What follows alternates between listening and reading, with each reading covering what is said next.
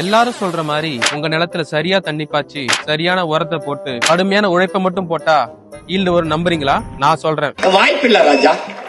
விஷயம் என்னன்னா மக்காசோள பயிருக்கு தண்ணி, உரம் இது ரெண்டு மட்டும் முக்கியம் இல்லைங்க, விதை அதுதான் முக்கியமான விஷயம். ஒரு தப்பான விதை உங்க ஒட்டுமொத்த உழைப்பையும் வீணாக்கிடும். ஒரு சின்ன உதாரணம் சொல்றேன். சரியான விதையை நீங்க தேர்ந்தெடுத்திருந்தீங்கன்னா உங்களுக்கு 4000 இருந்து 4500 கிலோ விளைச்சல் ஈஸியாவே கிடைச்சிடும். ஆனா அதே ஒரு தப்பான விதைனா 3500 பெரிய விஷயம். கிட்டத்தட்ட 1 டன் இழப்பு ஒரு தப்பான விதையை செலக்ட் பண்றதுனால. அதனாலதான் பாசன நிலத்துக்கு ஏற்ற சிறப்பான விதைய நல்ல காரணங்களோட தேர்ந்தெடுப்பது ரொம்பவே முக்கியம்.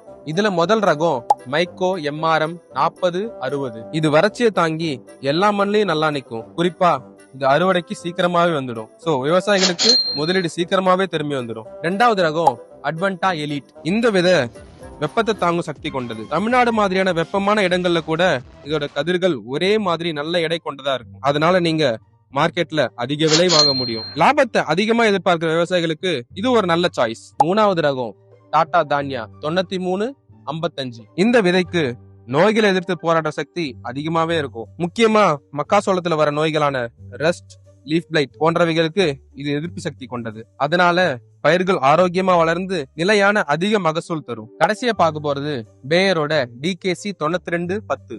இது ஒரு தண்ணீரை சேமிக்கிற விதை. இதோட வேரமைப்பு ரொம்பவே உறுதியா இருக்கும்.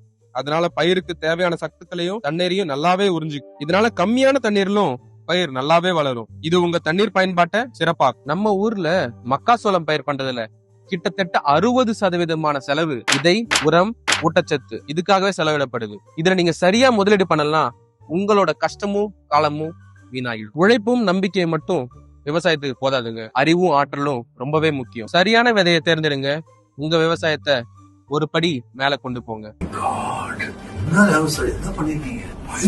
இருந்தாலும் பாசன விவசாயத்துல செலவை எப்படி குறைக்கணும்னு யோசிக்கிறீங்களா?